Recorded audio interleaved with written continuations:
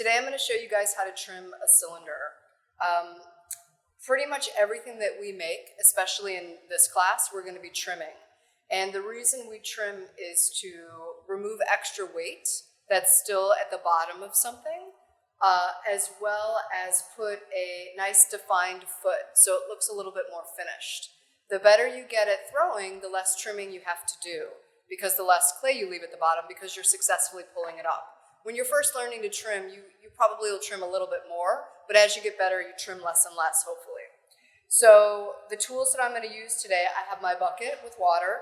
I've got my two trimming tools, the large trimming tool and the small trimming tool with two sides to it. I also have a needle tool, I have a sponge, and I have a piece of clay.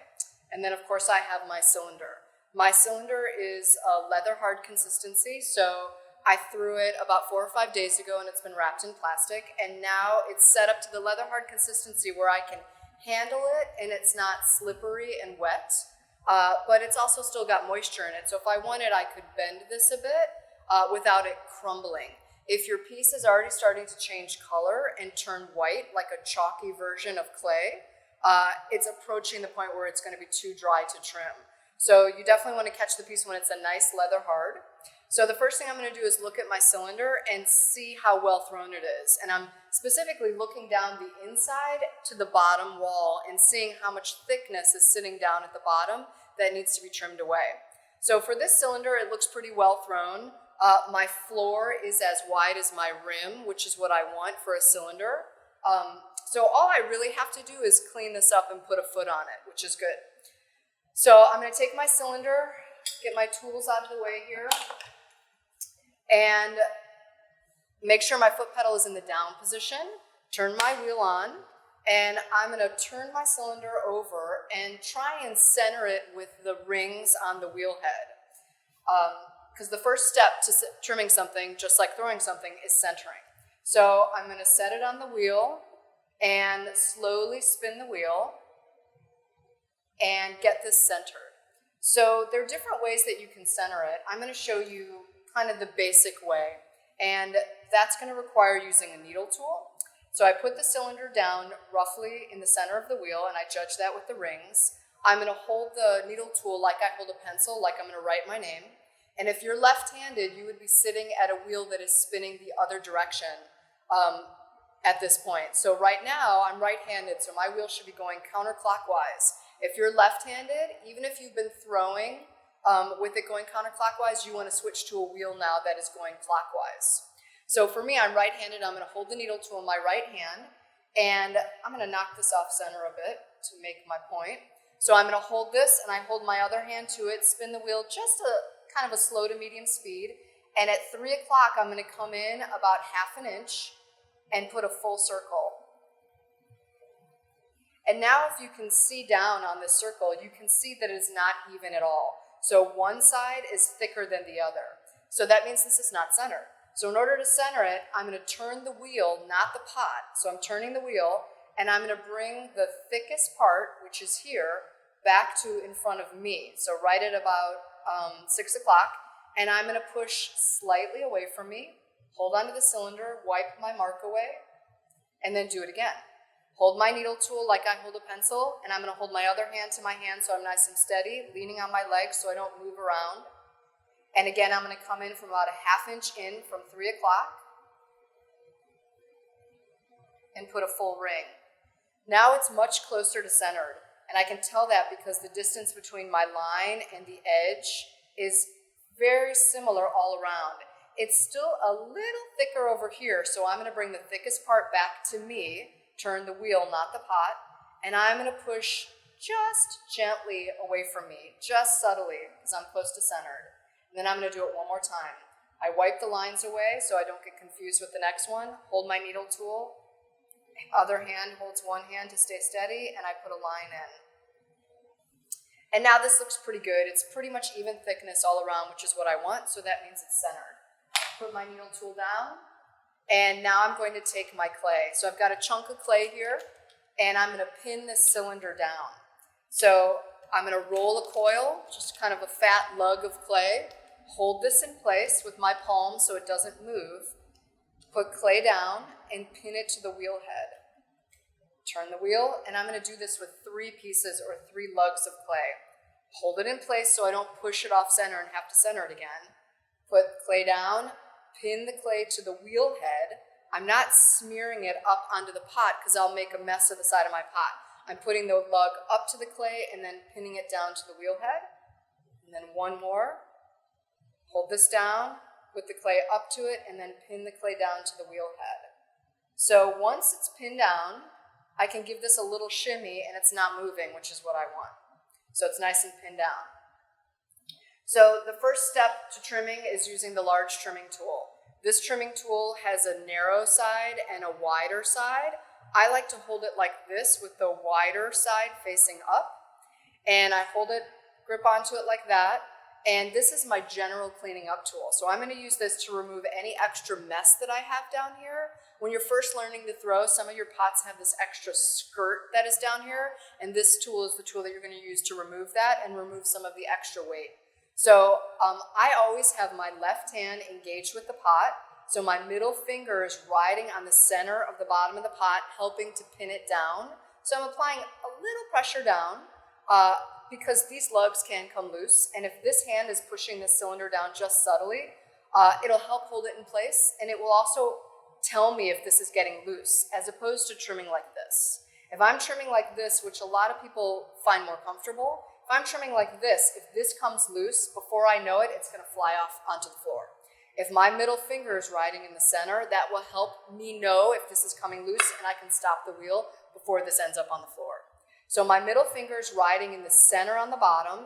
If it's not in the center and off the center, it spins, which can kind of be irritating. So I find the center, and then my left thumb is leaning somewhere on my right hand or the tool somewhere over here, so they're working together, just like when we pull up, they work together, as opposed to doing it like this, where this thumb is not engaged over here. So my thumb's leaning on my hand or the tool somewhere. I'm going to hold this tool at approximately 3 o'clock and start to ride on the side of the pot. I'm holding the tool so it's engaging with the pot here, not the whole side of the tool, but just right in here. So it's a little angled because I don't want this part to ride down here and put a mark on the pot that I don't want. So it's a little angled, and I apply a little bit of pressure to the side of the pot, and clay should start trimming off. The wheel's spinning at approximately a medium speed or faster. As you become more comfortable with trimming, you'll spin faster. As long as this pot is pinned down to the wheel well, speed is your friend. The faster you spin, the more even this will be, and the quicker you'll get it done. As long as it's pinned down well, speed is your friend. So notice the clay is coming off in ribbons. This is what I want it to look like. If the clay is sticking to my tool a lot, that means that this is a little on the wet side. If the clay is coming off in shavings, that means it's a little on the dry side. Perfect leather hard is when it comes off in sort of these ribbon strips. So I didn't have a lot to clean up out here. I didn't have a huge messy skirt from when I removed it from throwing. So my general cleaning up tool, the big one, I'm done with this one for now. This is now nice and clean, so I can set this down. And now I'm going to move on to the other tool. I'm going to use my needle tool again and do one more line. So I'm going to come in about a 1/2 inch in and do a line. At this point, if this no longer looks centered, you have to unpin it and center it. But this looks good. And I put this line in as a guideline, and it's going to show me where to stop trimming out. So you can see this is a trimmed cylinder. This guideline would have been right here on this pot. So I'm going to use a small tool and drag out until I hit the line and stop. This guideline tells me where to stop dragging out. So I put that line back in, and now I'm going to switch to my small trimming tool with the 2 sides. One side is more angular and one side is rounder. I'm going to use the angular side, and I'm going to hold this again like I hold a pencil, and I'm going to put the tool flat on the bottom of the pot, not at an angle. So the whole blade is going to ride on the bottom, and I'm going to slowly drag out until I get to my line, and then I'm going to pull the tool away. This is usually the hardest part for people when they're learning to trim. I'm going to spin at a medium speed or faster, and I'm going to start with this corner in the center, push down subtly, and then start to slowly drag out towards my line, and then stop. So I'm going to push down subtly and then slowly drag out. When I get to my line, I stop. I'm going to do this again. Start with this corner edge in the center and push the tool flat down very subtly, so just light pressure. And I'm going to skim the bottom and slowly pull towards 3 or 2 o'clock. And that whole time, this is all that trimmed off. So I'm not taking a lot off. My objective is just to clean this up and skim the bottom.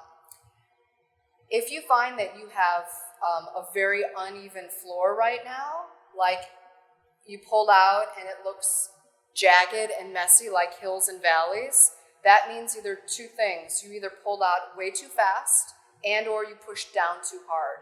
So it's just a very subtle pressure down and I slowly drag out. And notice my left thumb is leaning on the tool while I do this, so they're working together. I'm not doing it like this or independent like this. They're leaning on each other. Arms are into my body and I'm always leaning on my legs when I can. So I've dragged out 3 times. This is, how far you trim down is up to you. The objective of this step is only to make it look clean and addressed. If I go down too far, I'll go through the bottom. Once you go through the bottom, you can't really repair that. If you become accustomed when you're throwing your cylinders to use the needle tool and check the depth of the floor when you put your thumbs down, we've got this much thickness that I can use as a gauge. So I know I've not gone down nearly that much. So if I want a deeper foot, I know I can comfortably do that. But better to play safe than sorry at this point. You can tap the foot or the floor here, and the more it sounds like a hollow balloon sound, the thinner it is. Also, if you give a little push and it tends to give in the center, you know that it's thin and you don't want to trim down any further. But generally, this step is done 2 or 3 times, and then you move on to the last step, which is putting a foot on the outside. So there's 2 types of feet that I can put on the outside. Actually, there's many, many types of feet you can put on the outside. I'm going to show you 2 of the simplest kinds today, an innie and an outie. Once you become comfortable with trimming, you can do many different things to make your feet your own. But I'm going to show you the 2 simple ones today. The first one I'm going to show you, I think, is the slightly easier one, and it's called the outie. So I'm going to use this large trimming tool again, and I'm going to use this area of the trimming tool, and I'm going to ride below where I want the foot to be. And I'm going to use this tool and angle in and remove clay. By removing clay below where I want the foot to be, the foot will form from the clay that is left behind. So my middle finger's on the bottom, spinning in medium speed or faster, and I'm going to go about a ½ inch down, ride on the outside for many rotations. Notice my left thumb is riding on the tool, and I'm just going to angle in and remove clay. I'm not letting this part of the tool ride on the side here because it will make a mark here, down here, that I don't want. So only using this part, I'm going to go about a ½ inch down, slowly ride on the surface, and gradually angle the tool in and kind of down as well. And then a line forms here that I don't really like, so I'm going to ride over that before I pull the tool away. So this is an outie foot. The foot is kind of projecting out. So I did that by just riding on the side, ½ inch below the bottom, and angling in and down. By removing clay below, the clay that is left behind becomes the foot. Now this is an outie foot. I could call this done if I wanted. I could come back in now with my small trimming tool. If I like the way this outie looks, but I want it to be more rounded, I can now come in with this tool and slowly ride over it and round it and change the shape. So now it's a bit more rounded. I could hold this tool, the angled part of this tool, up at an angle and create more of a change. So this is more angular. So once you get the handle of trimming, you can do many types of things. But the basic outie foot is removing clay below by just slowly angling in and removing clay, so the clay that remains becomes the foot. I think that's the easier foot. I'm going to erase this now and get back to where I was a second ago and show you another foot. So if you mess up, you can trim away the foot, and now I get back to where I was. So now in innie foot, which is a little bit more tricky, you have to have a very steady hand and a well-thrown piece for this. I'm gonna hold this tool and I'm gonna use the angled side versus the rounded side of the tool. Ride on the outside for many rotations, get my track, and slowly push straight in. So now this foot steps in. It's a little bit more of an angular foot, and as you get better at throwing, you're gonna decide what kind of foot matches your form. If you have a round pot, you might wanna have a round foot. So this one's more angular. This looks good. When I think that I'm done trimming, I'm gonna take my damp sponge, squeeze out the moisture so I don't let water run down, and I'm gonna ride this sponge over the edge of this pot, because where I trimmed, it's sort of a sharp edge here, and if this were to get fired, it could actually be sharp and cut you. So the last thing I'm gonna do when I think I'm done is fold my sponge over the foot ring, and I usually do this around 3 or 4 o'clock, and that can gently soften this edge and make it look a little cleaner. And then I'm going to pull up my lugs of clay, and they should remove easily. If they don't, or if they leave a lot of clay on the side of my pot, that means maybe I was a little too aggressive when I was trimming this and pinning it down. So this looks like a good foot. What we're looking for is a nice flat bottom, no bumps and unevenness, so it's nice and flat and clean. My foot ring is nice and centered. I can tell that because it's even thickness all around. If one side were thicker than the other, I would know that I hadn't centered it properly. And then a nice defined foot ring or foot on the outside. If you see any little scratches or anything on this pot right now that you want to get rid of, or maybe like a little piece of clay on the side that got smeared on, now's the time to clean that up gently. I can use my sponge or my fingers, but you want to erase any little marks or scratches that you have, because once this gets fired, those are going to be there for good.